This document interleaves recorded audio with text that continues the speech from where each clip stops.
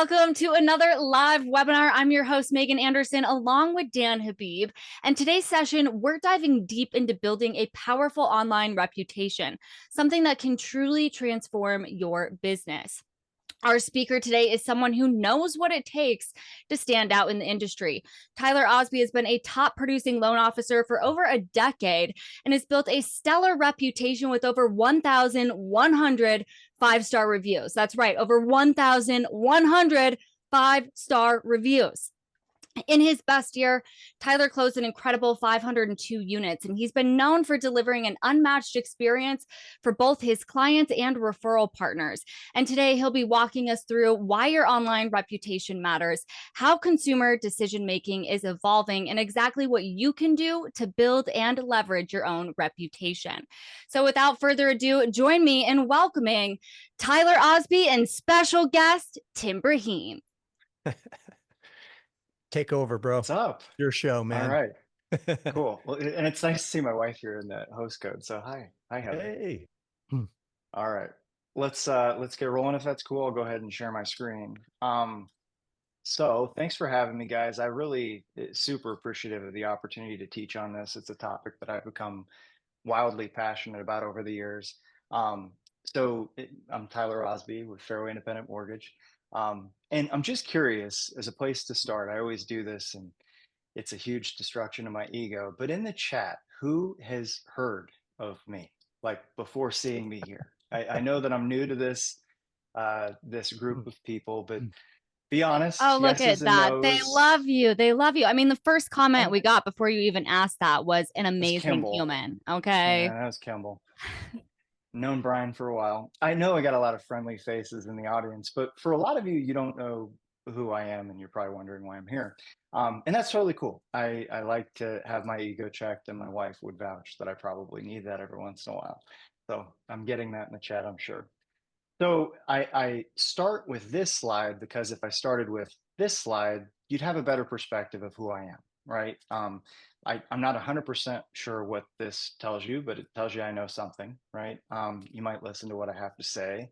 And that's why I share this slide second, is to show you some social proof that, you know, we've got a decent reputation in the marketplace. And I think I've had a few more reviews pop in since I did the screenshot.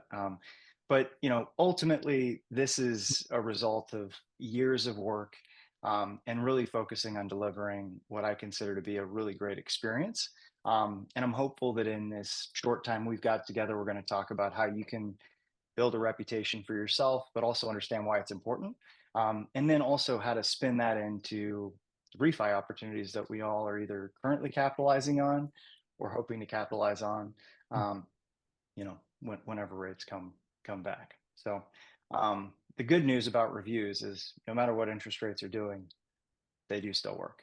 So it's worthwhile. So I think we can all agree, especially this past couple weeks, if you've been having some updated conversations with clients like I have, that people are really sensitive to interest rates, like super sensitive. Like in the chat, do you agree? Is that your experience? You're noticing people are noticing what interest rates are doing? Certainly been a common theme for me. I'm seeing a lot of thumbs up emojis. Thank you. So I think we all can agree that it would be really good if we could stop competing solely on price and start competing on something that's a little bit more sustainable, something that we can actually stay in business doing. So assuming you're in agreement, I can't voice act Jocko, but good, right? Or whatever he sounds like. We can all agree that that's a good topic. So I think it's possible, and the reasoning why is based on personal experience. So first, I got to get a little vulnerable on the why, because a lot of people don't know this about me. But about 15, 16 years ago, I was sitting in a coaching room with a guy named Dan Sullivan. If anybody's ever heard of him, he's an entrepreneur coach. And he made this really amazing statement that totally shifted my mindset. And he said, you got to stop playing games that you can't win. And it struck me because at the time I was closing, 4 to 5 units a month. And frankly, in the office I was killing it. That's pretty good where I was at.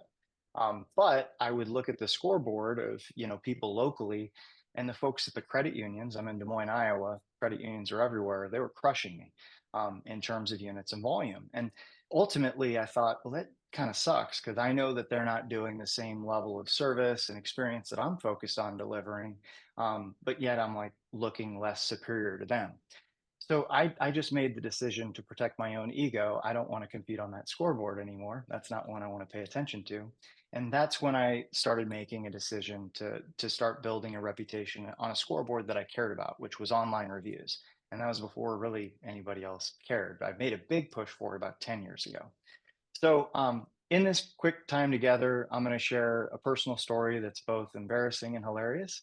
You're going to learn I can be a little unfiltered. Hopefully, I don't curse too much, but sometimes I let an F bomb slide. And sorry. But I do believe that you can create a reputation that'll win you business more than a rate can. And I'm going to give you some really specific actionable strategies that I hope you guys can do after this webinar to really win business. So everybody good with that? Let's get some thumbs up if you're down. All right. I can't see from my screen. I see some. They're limping in. All right. Good deal.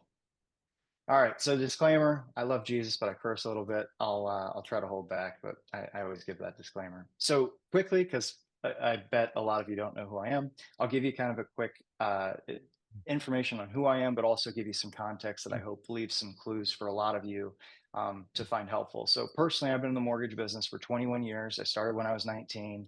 I kind of stumbled into the business like a lot of you probably did.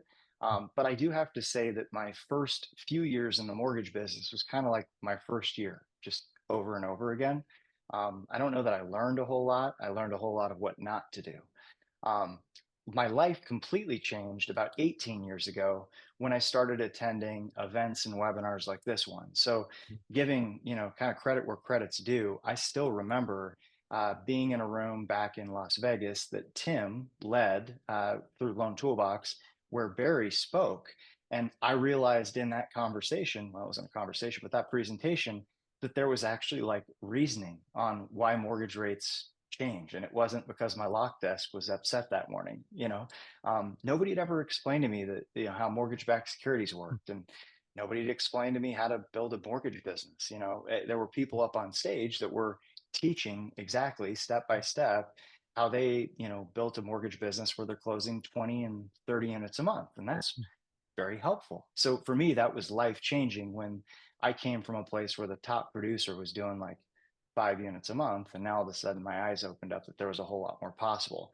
And the reason I shout that out is because most of you being, actively engaged in continuing education with like the CMA and being MBS Highway subscribers, like you see the value in really seeking stuff out. I think it's pretty safe to say that anybody on this webinar is probably in the top 5% of our industry as it is.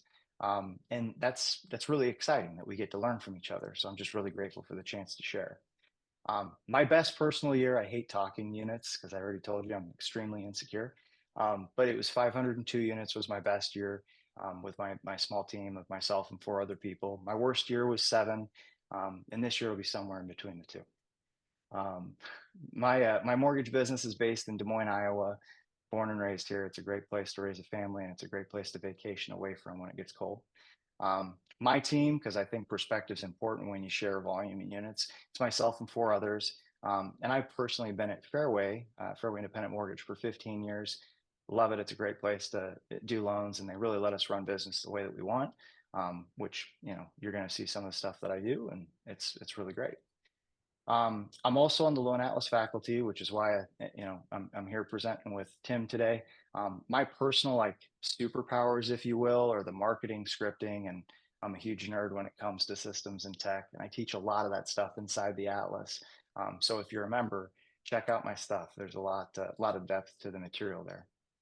Now I've been married for 13 years. I can actually check this with Heather because she's right here, but I'm pretty sure it's 13 years that we've been married. We have 3 little girls. And life is good, but life is never boring at the Osby house. This is a picture of my family and my beautiful wife there, and our 3 little girls. Now, my motivation for my personal stories here. So Liv is on the left, and you get a chance to see her personality in this photo. She's still exactly this way, like a year later. And like the example I give is sometimes you hear people say like, when you know, And I don't relate to that very often. Like my wife will tell you, like it took me a really long time to propose. And like it took me interviewing 34 companies before I settled on Fairway. Like I don't often know when I know, but when I had my third kid, I kind of knew I was done having kids. I was good at that. So I made the decision to get a vasectomy. That is the personal story that I'm going to share with you that I hope is really instructional on how people make decisions. Because the same way that I went about going to seek out who I'm going to get a vasectomy with is oddly very similar to how our clients find their ideal mortgage lender. Okay. So first thing I did, which is what a lot of our clients do, is I posted out on Facebook, and this was, a while ago. So I posted and I said, weirdest recommendation request ever, looking for the best place to get a vasectomy in Des Moines. And then I said, in the orders of importance, it's effective, minimally painful, quick recovery, and then anything else, and then cost, right? I kind of thought I'd get a few recommendations and I'd be done with it. Well, if you could see here, I had 107 people give their input on where I should get this vasectomy, which I was frankly like a little overwhelmed when I got all that input. And I don't know if you've ever seen someone ask for a realtor referral or a mortgage referral, but a lot of people have opinions. Like a lot of people have opinions. So once I started getting all those, suggestions, what's the first thing that you do?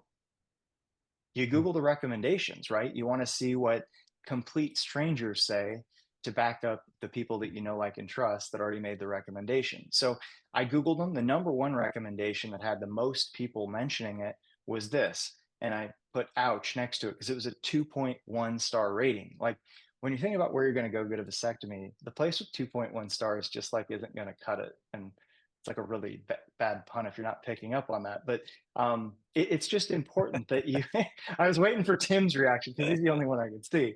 But it's important that you find somebody that knows what they're doing, and you feel like you can trust them. So I kept Googling, right? And there's a long list of places, which is the same thing that happens to your customers when they're trying to make a decision on where to go for a mortgage. So there was one honorable mention of this one guy, Dr. Zafar. We call him Gentle Hands in the Osby house. But he had at the time over 100 5-star reviews. And for me, he was like the obvious choice. It was shocking how many of the recommendations had really mediocre reviews. I mean, 2.13, maybe high 3 stars. This guy crushed it with 5 stars and made it really obvious this is the person to call.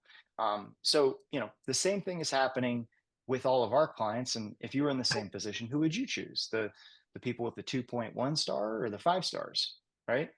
So now I think it's helpful to have some data on how research is presenting that our clients are making decisions. So according to the NAR, 76% of home buyers, I'm going to take myself off screen share real quick.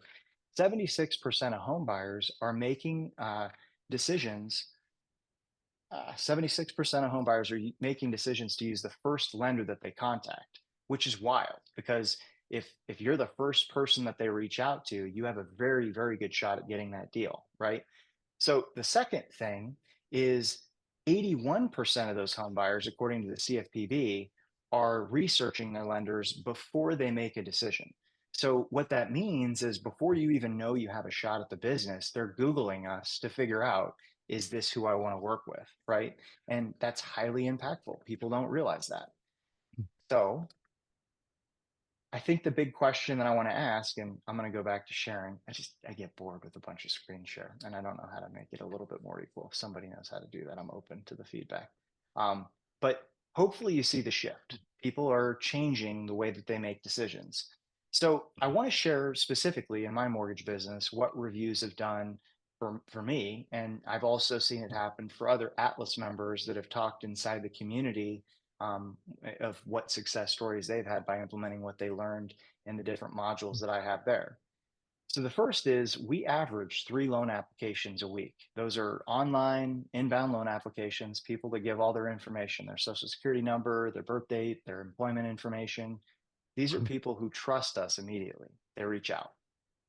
2, I don't know about you, but I hate the whole like, "Hey, trust me, I know what I'm doing" conversation. And it feels especially obnoxious now that I've been doing this for, 20 years. But we still have to do it because, like you didn't know me at the beginning of this conversation. In most cases, I got to build some trust. I got to show you that I know what I'm talking about.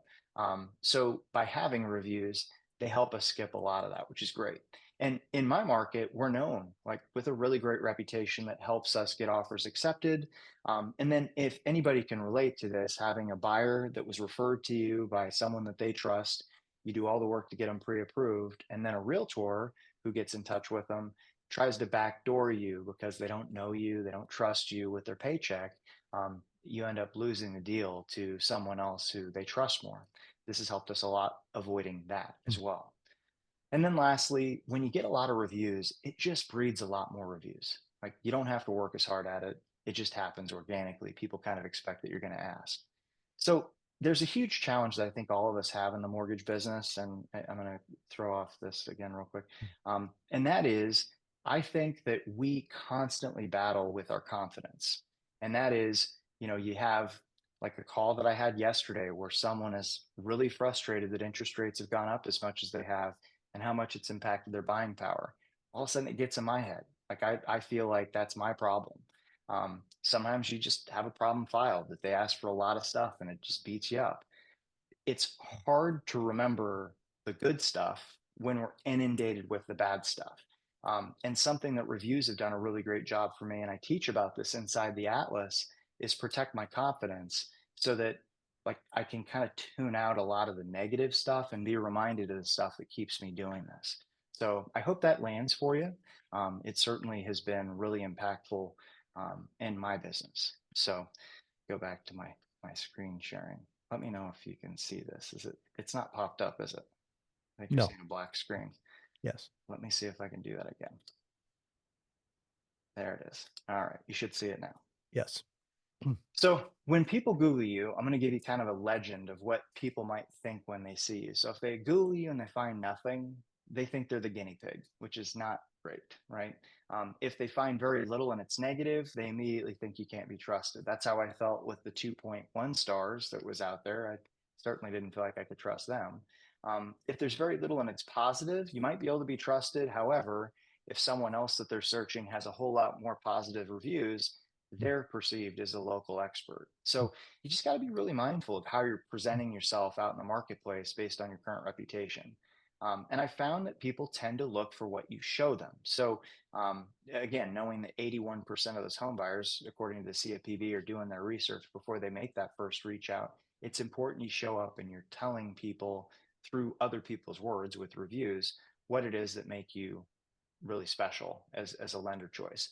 So I have a side note. I have a little bit of a soapbox on this topic, and that is, I think a lot of people worry that like they don't do a lot of production. Maybe you feel like you hear somebody doing 500 units a year, and you're like, that's obscene. I could never relate to that.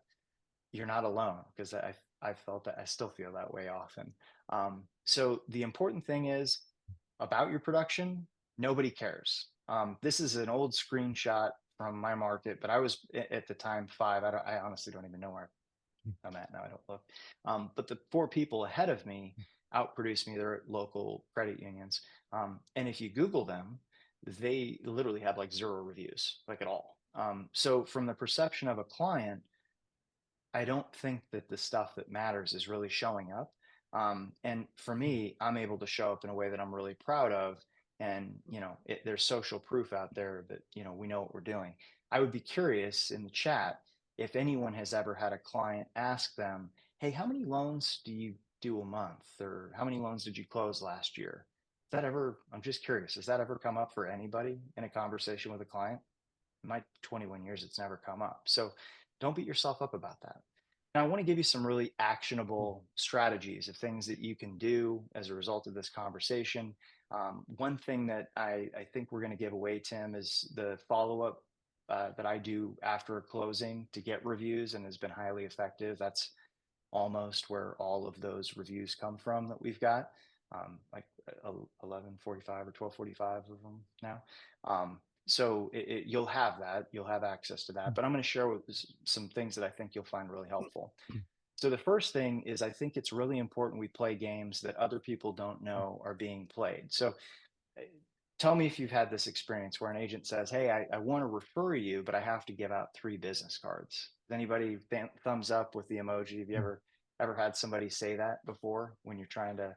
Yeah, it's probably one of the most obnoxious things. And I'll tell you, I've tried to navigate that conversation every which way from a scripting perspective. I, I haven't figured it out yet. I don't know the right thing to say to overcome that actually works and feels like it's not being shitty. There's my first curse word for the day. But the screenshot of our reviews on the business card, and this is an old business card, but this was the thing that made a huge difference because when a realtor is giving 3 business cards and 2 of them have a job title and maybe a headshot, and then mine has a screenshot of several hundred 5-star reviews with on the back a review in writing that says go here to find more reviews with a specific website. All of a sudden I'm playing a different game that nobody else is playing. And this really helped elevate our opportunities that came from those agents that insisted on giving out 3 business cards. So a general takeaway, which I teach on this in the Atlas, is playing games that nobody's playing is really important. But specifically, here's like an actionable thing that you can do. Um, 2, I think people don't do reviews because they're terrified of negative reviews.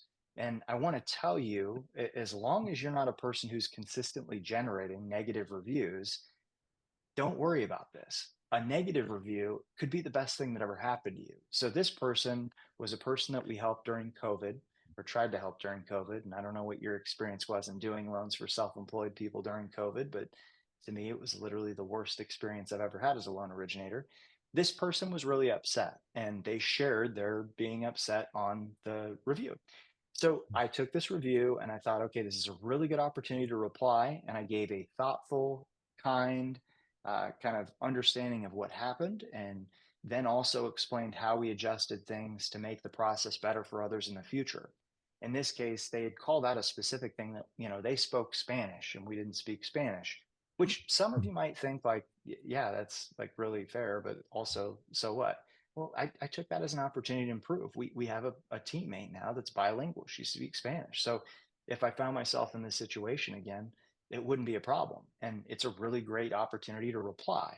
The way I want you to think about a negative review is if a possible client found that review and they saw your response, would they think, okay, this person's human, they make mistakes, and clearly they've done what they can to resolve it? Or are you a person who kind of dismisses someone or just ignores them? Because sometimes the response is, we have no record of doing business with you. This must be from a different business. That's not, I don't think that's really a great way to handle it. I think you've got to own it. So that's a good opportunity. The next thing, who here, thumbs or hands raised, remembers the yellow pages? So back, in the day when we were looking for somebody, we would go to the yellow pages and we'd go to like mortgage or real estate. Back when I was at the Loan Toolbox events, being in the yellow pages is important. Like I think there was a module on advertising that related to that. And that's just how it used to be. Nowadays, nobody even keeps a phone book. The way they look things up is they go out to Google, they type in mortgage lender, maybe they type where they're at, but geographically, Google knows where they're at when they create the search. And immediately off to the right, there becomes this what they call a 3-pack, where it shows the top 3 choices geographically close to wherever they're at. And that is the new yellow pages. So being online and having like a Google My Business page, like this one right here, allows you to be findable. And if you don't have a Google My Business page, it's a very simple thing to do and extremely important. I think you're really missing the mark if you don't have that.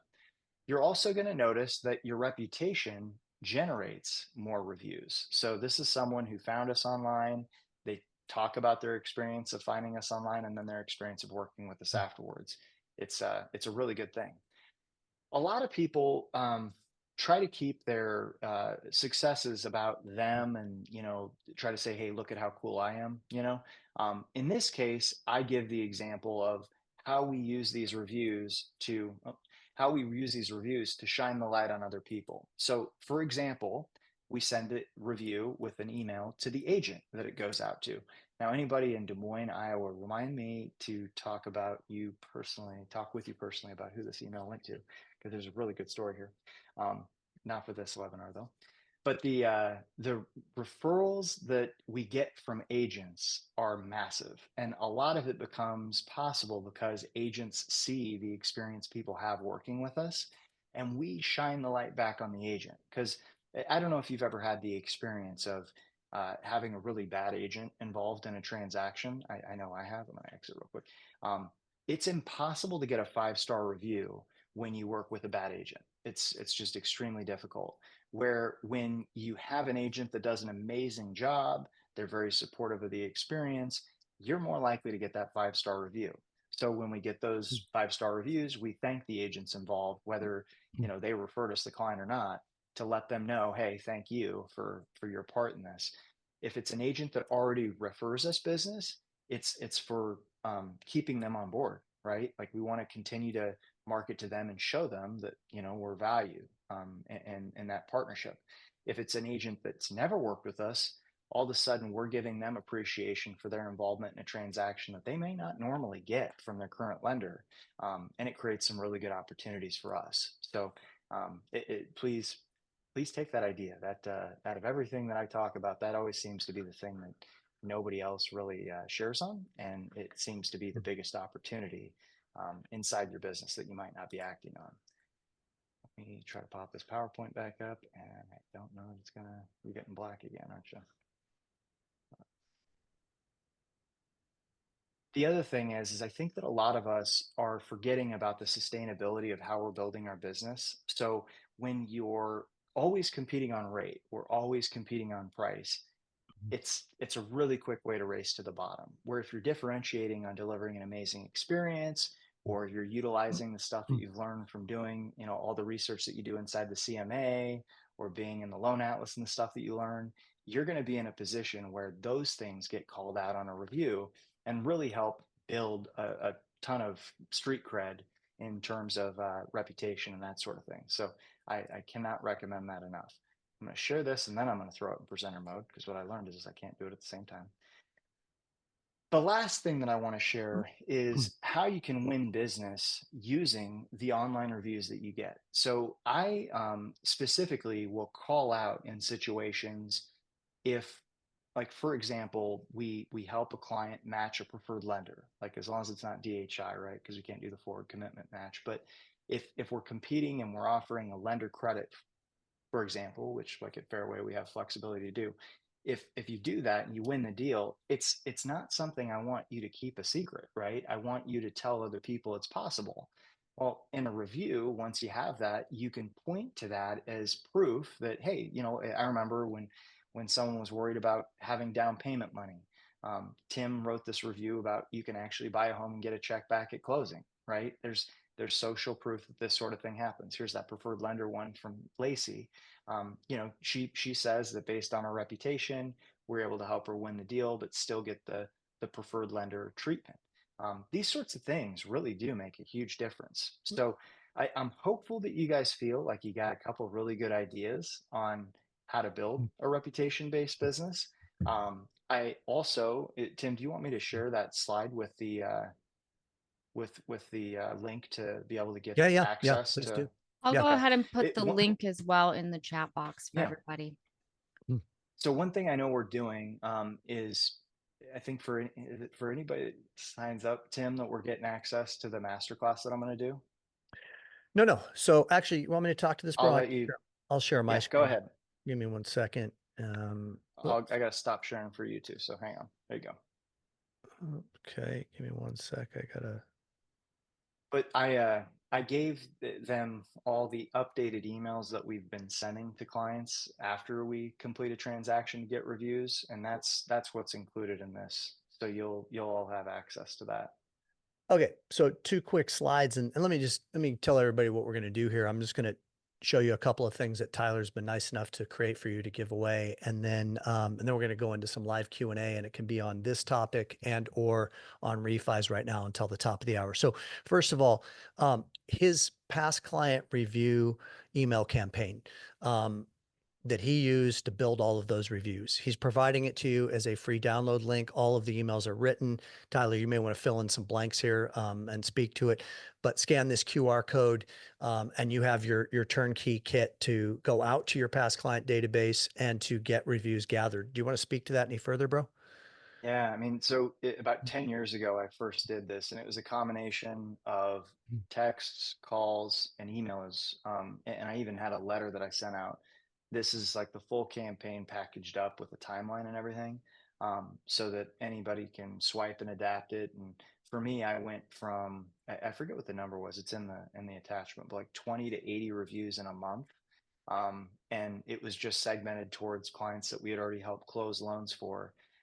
It's a really, really easy, push button option to get a ton of reviews in a really short period of time. And then you're going to be also, you've been kind enough to carve out some time, and I don't remember the exact date, so I apologize. It's in mid-November, I believe, where you're going to be hosting a live coaching session for people to answer all their questions, help them with their strategy on building their review base and all of that. And that's also something that you'll find access to in the QR code and or the link that Megan posted. Do you remember the date on that, Tyler? Heather would know it. I can look it up while you're talking for sure. Okay, cool. So bottom line is download all those emails, use them, go generate reviews. I actually have a couple of questions for you, Tyler, that I want to ask you real quick that maybe you Yeah. can speak to because I saw some things pop up in the chat. So the first question is, how do you get someone to change a negative review? Well, we talk about this in the Atlas. I know you've watched that content. I think that there's two ways you can approach it. So the first thing is I recommend calling the client directly. Okay, don't just be a keyboard warrior and fire up a response, because you don't know where they're at on things. You don't know how ticked off they are. A lot can be done with just a personal conversation, because you got to deal with someone actually in that situation, and they're going to feel your emotions about it. You're going to get a chance to feel their emotions. So when I've had it come up, what I do is I call them and I say, hey, I saw that review come in, and I just wanted to call you to first apologize that was your experience with myself and my team. That is not what we try to do. We're here to deliver a really amazing experience, and my hope is in this conversation just to figure out where things went wrong. I want to learn. Give them a chance to give it to you. And then once you get a chance to hear it, kind of state it back, right? If I heard you right, what I heard you say is you got really ticked off because we just asked for a lot of documentation that we didn't ask for up front. Is that right? Yeah. Okay. So then that's when I would make the ask, listen, based on your feedback, we're going to make our process better. So thank you for the feedback, because sometimes people are too afraid to even share it. Based on that, though, these reviews that are left, strangers find them and they make decisions on, what they're going to do based on what your review says. So would you be up for potentially updating the review just based on our conversation, how you felt? Because I want people to know that when things go sideways, we don't just leave you hanging. And that's been a really effective way to get people to update the review. I don't know that it goes from, a 1 star to a 5 star, but I want you to know that that's not the goal. The goal isn't to, get them to change a review necessarily. It's to help them feel heard. That's just great service, in my opinion. But also do some damage control, because it's not so much the online review that's going to kill you. It's them out in the community telling everybody and their brother about that negative experience, right? It's always been about that. And there have been situations where I'm not proud of the way I handled a negative situation earlier in my career, and it still to this day haunts me. Like, my name comes up on a Facebook page and I'll get 30 people that have great things to say about it. And then one person's like, don't trust him, he's terrible, and you just don't want those people out there. So hopefully that talks to Yeah, what you're let me looking for there, just Tim. let me just comment a little bit of color commentary on that. I mean, most people that are upset really are only looking for one thing, which is, as you said, to be able to voice their upset to the person that they're upset with. And once you let that air out of the tire, then they move on. And Mm-hmm. most loan originators I find over the last 30 years, they're afraid of delivering bad news. They're afraid of hearing bad news. And to Tyler's point, I mean, first of all, it's never bad news. It's actually an opportunity for improvement. I mean, this type of feedback will shine a spotlight on areas of your process and your system that need to be tightened up so it doesn't happen in the future. But most importantly is what he said and articulated, which is, let them let the air out of the tire, have them feel heard, so then they can move on and they're not bad mouthing you in your community. I mean, that's the worst thing that could possibly happen. So before we get to the Q&A, I want to remind you, I'm not going to do a demo of the Loan Atlas. All of you have seen it by now, so I'm going to save you that experience. But I got to tell you, I'm having an incredible week this week. I mean, in addition to the fact that my Dodgers are in the World Series starting tonight against Dan and Barry's Yankees, it has been an incredible week of me witnessing some incredible stories of implementation and transformation. Josh Metal on our faculty has been interviewing Loan Atlas members on their successes. And I've been watching these videos of Jim Juergens and Julie Crow and Eric Bible, et cetera. I know that there are a lot of people on this call that are Atlas members. Please get in there, show up to the calls. We have Talk to Tim live in about an hour from now, where I'll be with you for 90 minutes coaching you. Show up to the office hours every week. Pick a learning path and digest the content.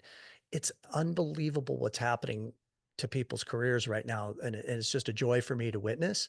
You have so much access you have access to 19 teachers that have been there and have paved the path and know exactly what you need right now. And we're consistently creating new coaching content for you to help you learn and grow and find more success.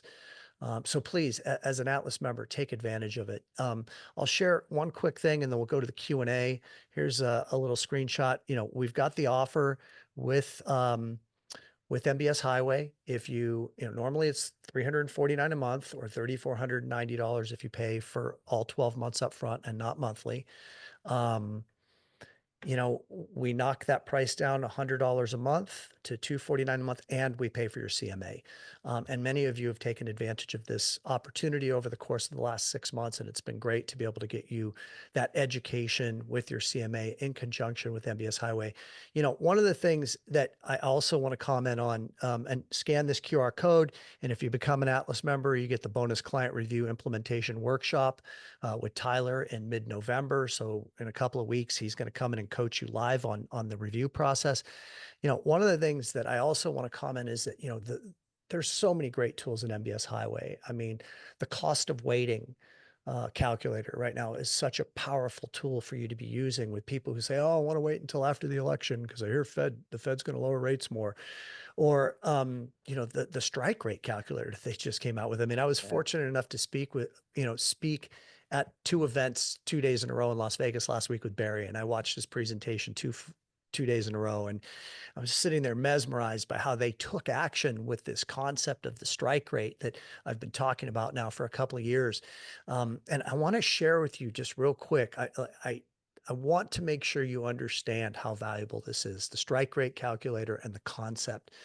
So Eric Bible, I just brought him up. I just watched his testimonial.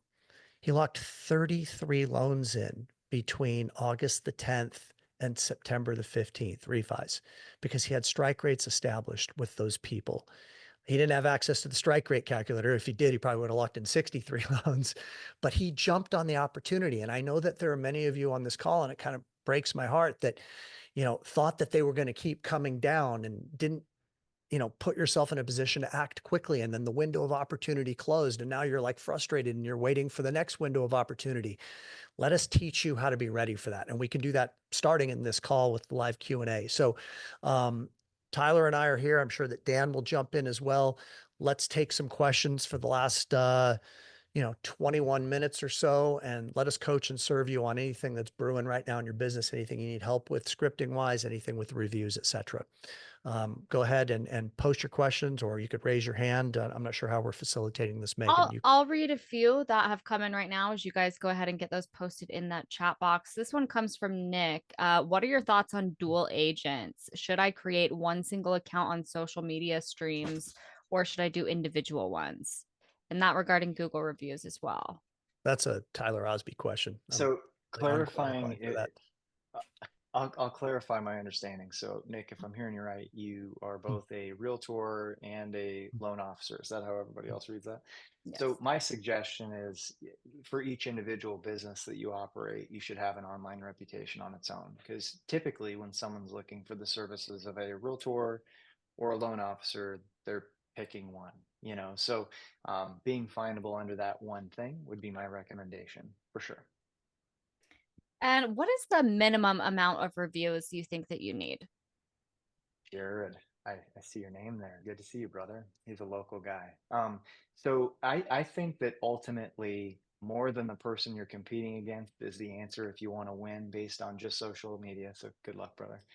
Um, but the ultimately anything at all gives you credibility if you're up against nobody else. So just getting those reviews is the key.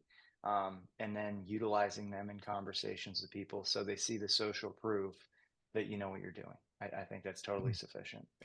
And how Just do you any. feel about Google reviews versus Yelp? Is it okay to have one or the other? Do you want both? So, without saying anything too, specific about Yelp, I personally think Google is the place to concentrate.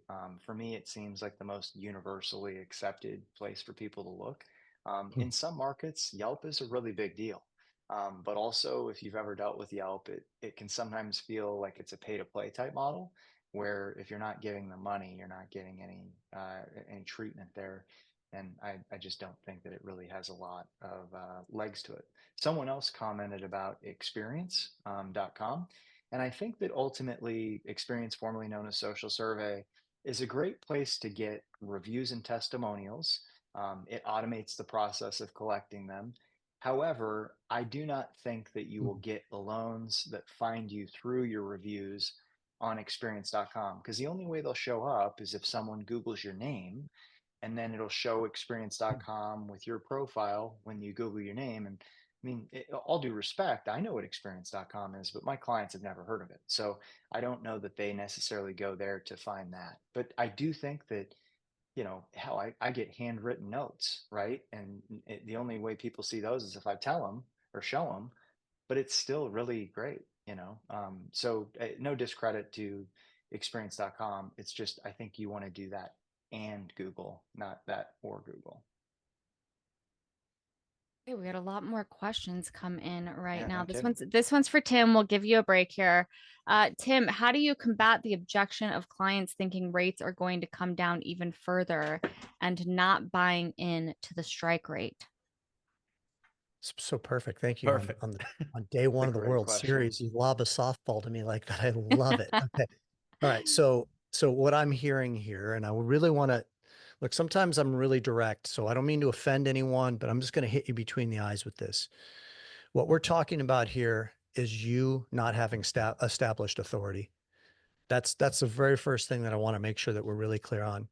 If somebody is telling you that they think that they should wait when you're advising them to take action, what they're saying to you, whether it's comfortable to hear this or not, is, I think I know more than you. Okay. So let's just be clear on that. So the work is to establish authority. So here's how you establish authority. And it's actually really easy because you just tell a true story or two. Okay. So I'll just kind of pretend like Tyler's the client. Tyler says to me, I'm advising him, hey, Tyler, look, I can save you, $271 a month right now by moving forward. Now is the time. Now, let me actually take two steps back because there's actually something else I want to say. Craig Strent, the head of faculty of Loan Atlas, has been preaching this, and it's very, very important. Every time you tell somebody it's not time to move forward, that establishes your authority when you do tell them it's time to move forward. So it's very important that you're touching base with people right now and going over the numbers with them. And if it doesn't make sense, you're saying now is not the right time, but I'm watching this. You're going to be getting a lot of solicitations from people that are working in boiler rooms in the Philippines or in other foreign countries that are just paid telemarketers and or your servicer. I want you to tune out that white noise and know that I'm on this. Your strike rate is 6%. Okay. We're at 6 3/8 right now. It does not make sense for you to move forward right now. Every time you tell somebody it doesn't make sense to move forward, you establish that you care about them and that you really have their best interests in mind. So when you do call them and tell them it's the right time, they trust you. So don't lose sight of that. Now, back to the person who says, I don't think it's time. I want to wait till after the election or whatever that has to do with rates. I have no idea. Okay. So if Tyler says that to me, I'm going to say, Tyler, respectfully, I don't think that you have all the information. And a part of my job is to make sure that I'm communicating everything to you really clearly. And I'm afraid that you aren't aware of what's transpired over the last 60 days. So let me take you back to early August. We had a surprise economic report that came out that caused the market to rally significantly. Now, people are very fixated on the Fed and what the Fed is doing in their meetings, and that's what the media is promoting right now. But the Fed only has an indirect impact on mortgage interest rates. Mortgage interest rates are based upon the trading of mortgage-backed securities, which happen every day and are in consistent flux based upon economic data that comes out. So it's almost like we're looking at yesterday's newspaper sometimes when we're looking at the Fed. And let me highlight that for you. In early August, we had a window of 6 days where rates dropped to 6%. This is way before the Fed met in September. We got all the way down from 7% down to 6%. Lowest rates we'd had in 2 years based upon some economic reports that were released. Now, that window closed really quick. 6 days is not a long period of time to take action. Now let's go to mid-September. In mid-September, pre-Fed meeting, we had some economic reports that caused the market to rally and caused the anticipation and expectation that the Fed would be lowering interest rates by 25 basis points. Rates rallied all the way down to about 6 1/8, 6 1/4% from having been up to around 6 3/4. Another window. Fed meets, Fed surprises the market, lowers by 50 basis points. Tyler, my question to you is this. What do you think happened to mortgage interest rates after the Fed surprised the market and lowered by more than the market anticipated? And Tyler's probably going to say to me, well, they went down further. Actually, they didn't. They skyrocketed. And the reason that they skyrocketed up to the levels of 6 3/4, 6 7/8, wherever we're at the time that you're having this conversation, is because on the heels of that, we had some inflationary data that came out. So even though it's antithetical, you would think that the rates would drop after the Fed surprises the market and lowers by more than they expected. They didn't drop. They actually went up. So here's what I know. I know that none of us have the ability to predict the future. And I know that my job is to manage debt. I am a financial advisor in the debt management business, and my job is to be proactive in communicating to you opportunities as they become available, and there is one right now. My job is not to take you to Vegas, sit you down at the roulette wheel, and ask you to pick red or black and hope that we're right.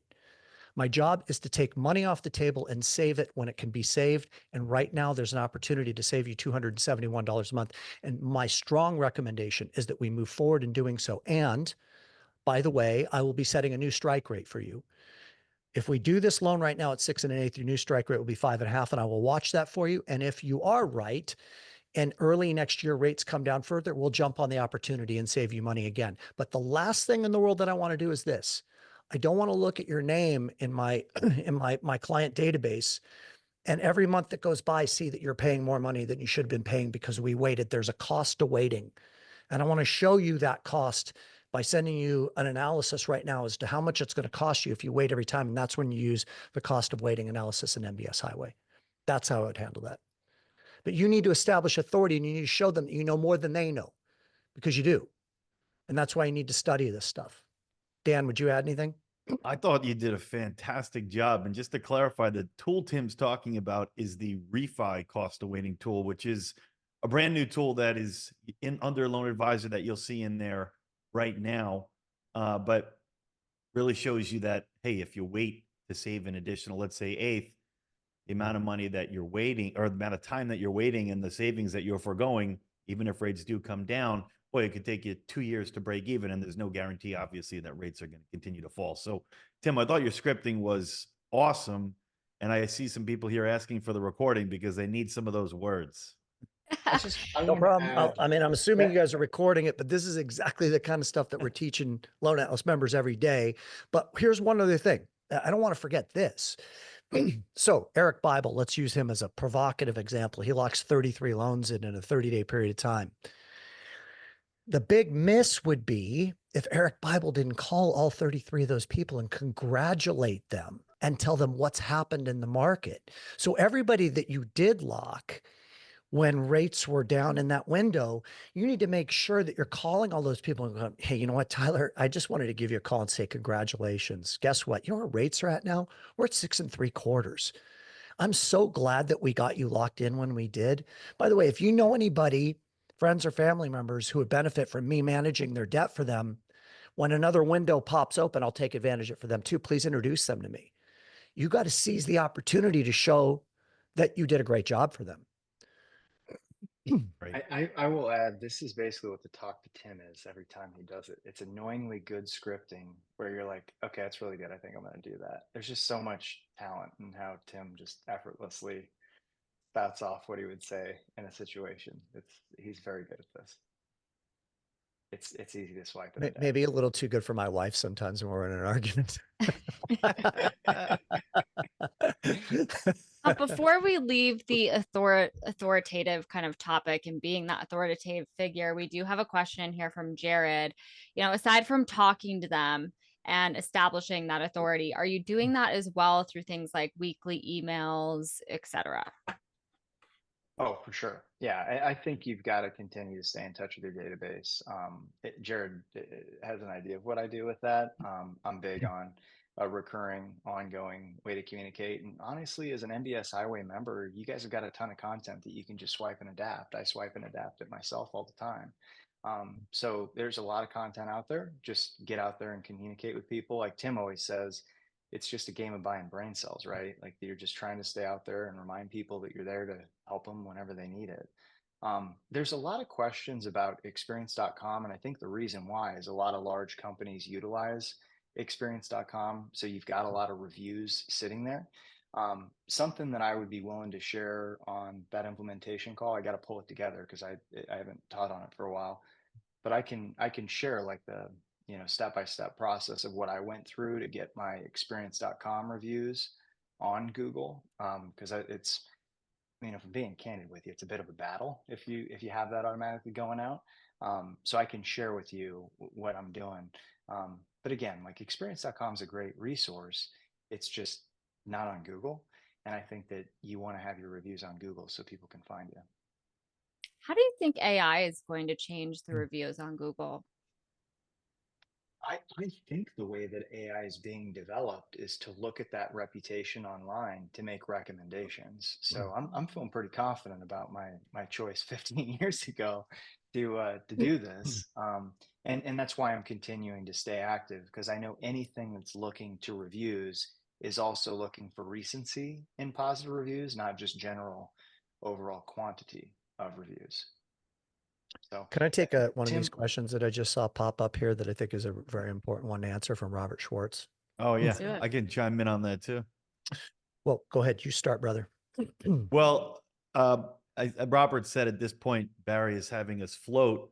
Is it worth waiting for after the election for lower rates or lock at this time, which I think is near a short-term high? So, first off, the floating advice this morning is ultra short-term in nature, right? That could, change if we see the market continue to deteriorate. By no means was that, if you should float until after the election or anything like that. But, the market is really going to, in the near term, be dictated by the data we get next week. We have Fed's favorite measure of inflation, PCE, ADP employment, JOLTS, the BLS jobs report, which, if you remember, that really was the main thing that spoiled the party in the bond market. After the Fed cut, we got that jobs report. It was for September, much stronger than expected. And here we are with rates now. But that was really the main catalyst. So the next jobs report is going to be critical. Really hard to say with the BLS how that's going to come out because they've been so unreliable. We know about the revisions. The seasonal adjustments in September were questionable at best. But, in my conversations with people like Lacey Hunt, who I feel like I'm getting an education every time I talk to him, he seems to think that the jobs report, they can't do the seasonal adjustments like that twice in a row. He seems to think that we will see a little bit more of a favorable jobs report, but we'll see. But I think the near-term direction, it's going to be very critical as to what the data is next week. So make sure you're tuned in. I'm sure it's going to be volatile, but we'll be breaking that down as it happens. So I'll take, this is perfect because your answer and mine kind of complement each other and don't overlap. So we had this conversation yesterday, as you know, Dan, my Leadership 360 call that we had with that group of 12 of which Dan's a part of. So listen, I think that some of it has to do, I want to take 2 steps backward and say this, and I passionately say this is how I did my business and why my clients loved me, because I truly had their best interest in mind always. So your job is to make sure that you're managing their money as if it were your own, managing their debt as if it were your own. You have information. What's the wisdom and advice that you're going to be providing them with that you would provide to your mother or to yourself? So, Robert, and if this is the Robert Schwartz who I know in California, I know that your loan amounts are relatively high. Okay. Now, I want to slow this down. I realize that I could create some confusion, but depending upon how your structure is for your company and what your capabilities are, some of you are brokers, some of you are bankers, some of you are producing branch managers, some of you have different structures. Ideally, you're doing loans for people at little to no cost. I have a passionate, strong belief that that is the right way to do business, especially in the environment that we're in right now. So if I've got a $500,000 refi and I can make 102 at whatever the rate is at 102, and I can save this person money, that is the direction that I would go in. Because if rates were to continue to descend, they have no money out of pocket from that first refi, and it makes it very easy to do subsequent refis. I talked to somebody yesterday who just did a refi for somebody. The closing costs were $14,000. That's terrible advice, in my strong opinion. Like, that's not doing a service to the client to have them pay $14,000 in closing costs to get a rate right now that might be available for free, or much less a lower rate available for free at some point in time in the future. You may say free. Here's what I mean. You get enough overage, and through that overage, you pay the non-recurrings, and whatever's left over is yours. So I don't want you to be thinking about like, oh, I normally make 102 if you have the flexibility to make less. Okay. Money is money. Basis points don't pay your mortgage payment. Basis points don't pay your staff. Okay. Money pays your staff. If I can, if I can make, 175 bips on a $500,000 loan and net $4,000 to me, I'm doing that deal all day long because it makes sense for the client. It retains the customer with me. It builds goodwill with that customer. And I'm reestablishing another strike rate for 6 months from now when my EPO has disappeared, and I'm taking advantage of it if rates drop further. The conversation, the question that Robert's asking about, like, would you float right now, really is greatly, the answer in my mind is greatly dependent upon what flexibility do you have to do a no-cost loan for somebody. If I could save somebody I'd save people $117 a month for free many times in my career, and they loved me for it. And I sell the big numbers. I mean, Barry and I were talking about this last week. That's $1,200 a year. That's $5,000 over there, or $6,000 over the next 5 years. So glad to be able to do this for you. We'll continue to do it if they continue to go down.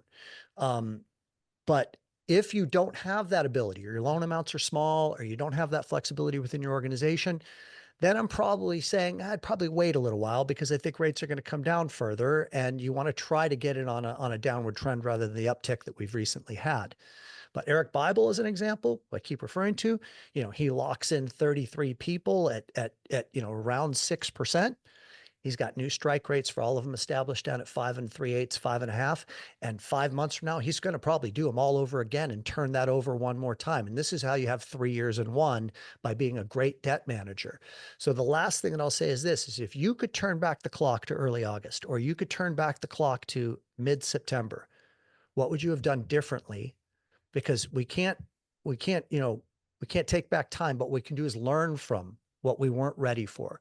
So what do you need to do to set yourself up for success, so when they do come down further, you're ready to pounce, like several of my clients were able to do? Tyler, do you have anything to comment on that? Because I know that you're getting ready for the next wave too. Tim, I see a couple comments that are relevant. Some people, depending on the spreads they have, the markets they're in, the loan sizes, they're not able to necessarily do exactly what you were saying. But even in those scenarios, they could probably do the loan with no points and try to keep the costs as low as possible. Right. But absolutely. Or partial fees, right? You could be like, look, I'm going to be able to pick up your appraisal and your title and do this for $1,500 or $2,000 in closing costs and save you $115 a month. Don't forget to also sell the fact that, look, it's coming up on the holidays and we can kind of, if you want, we can put, a couple of mortgage payments into the new loan amount and even put your property taxes in the new loan amount to free up some cash for you at a time of the year when life is more expensive, when you're buying gifts for your kids. I mean, there's different ways to position this to where it could make good financial sense from a cash flow perspective for people. And you can wipe out credit card debt, obviously, too. If you're in a position that you can adjust margin, which some people are and some people aren't, it might make sense to take a small window of time to reduce your margin to get more loans. Tim and I had that conversation a couple weeks ago when I was like, bro, what would you do? I'm so caught up because I can't make what a normal margin would be on these deals. Should I keep waiting? And he's like, lock them. What are you doing? Lock them. So, in a day, I think we locked 13 loans with that advice. And thank God we did, because then the jobs report came out. So I personally think that this is a good chance to reach out to people who didn't take action and let them know what happened, because a lot of them don't know. And people who you're trying to set up strike rates or strike savings or whatever you want to go off of, set that expectation and then say, this is where we're at. You've got to anchor when things are bad so they appreciate when things get good. I find that that's really important, is that you anchor how horrible things have been in the last 2 weeks for people that are thinking about refinancing. So when they do drop, they kind of have a little bit of FOMO, because there's a lot of people who get really greedy when they see rates start sliding. Just one quick thing I want to say. I know I said this, but I really want to say this clearly and concisely. This is as much about you retaining your relationships as anything. The last thing that you want is for them to work with somebody else, including the servicer, and do a rate reduction refi with the servicer. Now they've kind of forgotten about you. Now they're like, well, he's not the only show in town, or she's not the only show in town, or she's not my lender. I don't want to lose anybody. I want to make sure that I am constantly the one who is turning that into a cheaper loan for them. And if that means I've got to work for a little bit skinnier, not for free, but work for a little bit skinnier. I mean, determine for yourself, is it $2,000, $2,500, $3,000? What do you need to make for it to be worth your time, to retain the relationships, and to then say, who else do you know that I could be able to provide this service to? That's where I got all of my referrals from. Was I'd rewrite somebody on their loan and I'd get an introduction to a colleague at work or to a relative. I mean, you're going to be able to turn this into multiple loans for every loan that you retain. So don't forget that. Yeah, you guys, I want to thank you for the wisdom. Thank you guys for tuning into this webinar. You will get a recording, and I also just put the link in the chat box as well. Be sure that you take advantage of everything that was offered here today. And with that, I want to say thank you, you guys, for your wisdom. And I hope everyone has a fantastic weekend. See you in a half hour for those of you that are joining Talk to Tim. Have a great weekend, everybody. thanks, guys. Thanks for having me, guys.